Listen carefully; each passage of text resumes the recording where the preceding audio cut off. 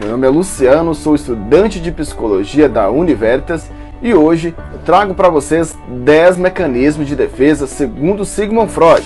Você que já é inscrito no canal, seja bem-vindos a mais um vídeo. Não é inscrito ainda, convido você a inscrever-se, assinar o sininho de notificações e também tá mandando sugestões. Então, roda a vinheta e vamos para mais um vídeo.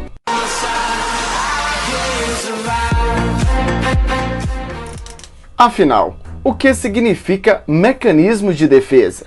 Mecanismo de defesa é a denominação dada por Freud para as manifestações do ego diante das exigências de outras instâncias psíquicas e de superego. Mas a psicanálise freudiana não é a única teoria a se utilizar desse conceito. Aqui destacamos as principais destacadas por Anna Freud. Os mecanismos de defesa são determinados pela forma como se dá a organização do ego. Quando bem organizado, tende a reações mais conscientes e racionais. Freud também afirmava que a redução da tensão era uma das principais motivações para as pessoas e que essa tensão era em grande parte causada pela ansiedade. Aqui destacamos 3 tipos de ansiedade. Primeiro, ansiedade de realidade. Trata-se do medo da ocorrência de eventos do mundo real. Por exemplo, uma pessoa tem medo de ser mordida por um cachorro porque está perto de um cão feroz. A maneira mais fácil de reduzir a tensão da ansiedade da realidade é afastar-se da situação. Segundo, ansiedade neurótica. Trata-se do medo inconsciente de sermos dominados e perdermos o controle para impulsos do id, e que isso leve à punição. Ansiedade moral. Trata-se do medo de que nossos princípios morais e nossos valores sejam violados, resultando em sentimentos de vergonha ou culpa. Esse tipo de ansiedade vem do superego. Freud afirmava que quando ocorre a ansiedade, os mecanismos de defesa são utilizados para protegê-la. Então, vamos conhecer 10 mecanismos de defesa. 10º, negação. Recusem admitir ou reconhecer que algo está ocorrendo ou ocorreu. Um exemplo de negação é o luto, em que negamos a morte da pessoa amada, como se ela fosse voltar para casa. Como se a notícia de sua morte fosse apenas um pesadelo, do qual pudéssemos acordar a qualquer momento e ver que ela ainda está viva. 9º, deslocamento. Transferência dos sentimentos e das frustrações para algo ou alguém que é menos ameaçador. Exemplo de deslocamento. O patrão fica com raiva e grita comigo.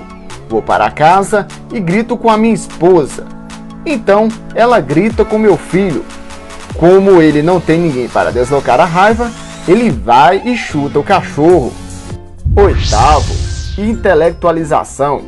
Pensar em algo de uma perspectiva fria e objetiva, de modo que evite colocar o foco na parte estressante e emocional da situação.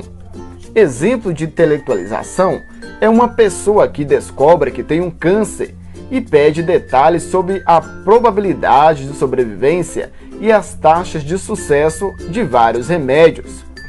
O médico pode participar da intelectualização, utilizando termos, substituindo cicinoma em vez de utilizar câncer e terminal em vez de fatal. 7º, projeção.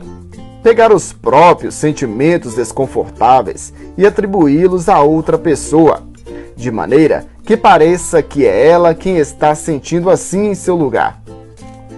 Um exemplo de tal comportamento pode ser o de culpar determinado indivíduo por um fracasso próprio.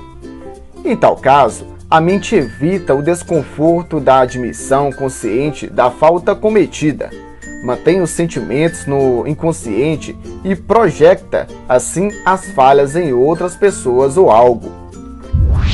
6º, racionalização. Ao evitar o motivo real para um sentimento ou comportamento, uma pessoa cria justificativas possíveis, porém falsas.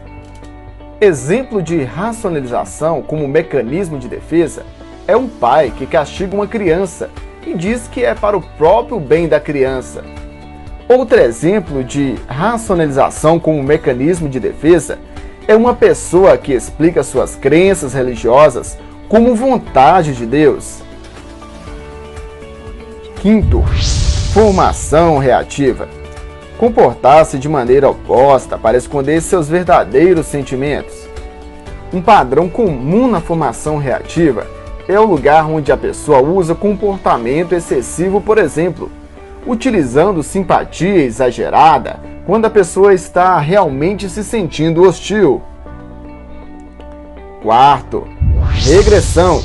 Regredir para um comportamento infantil. Segundo o psicanalista Sigmund Freud, é um mecanismo de defesa que leva à reversão temporária ou a longo prazo do ego para um estágio anterior de desenvolvimento, em vez de lidar com os impulsos inaceitáveis de um modo mais adaptivo.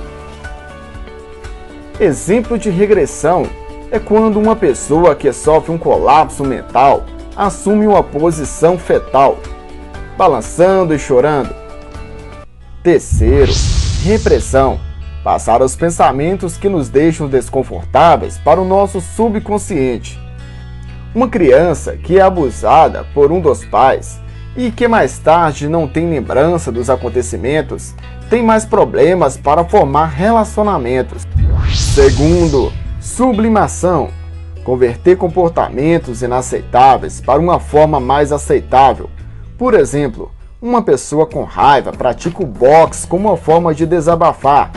Freud acreditava que a sublimação era um sinal de maturidade. Primeiro, isolamento. Ele atua de forma a isolar um pensamento ou comportamento, fazendo com que as demais ligações com o conhecimento de si ou de outros pensamentos fiquem interrompidas. Um exemplo de isolamento: um ladrão que rouba e não experimenta os sentimentos de culpa que estão ligados a este. Os mecanismos de defesa podem ser divididos por níveis, tais como os psicóticos, maduros, imaturos e neuróticos. Então, gostou do vídeo? Inscreva-se no canal, assine o sininho de notificações e até uma próxima produção do canal Luciano Psicologia.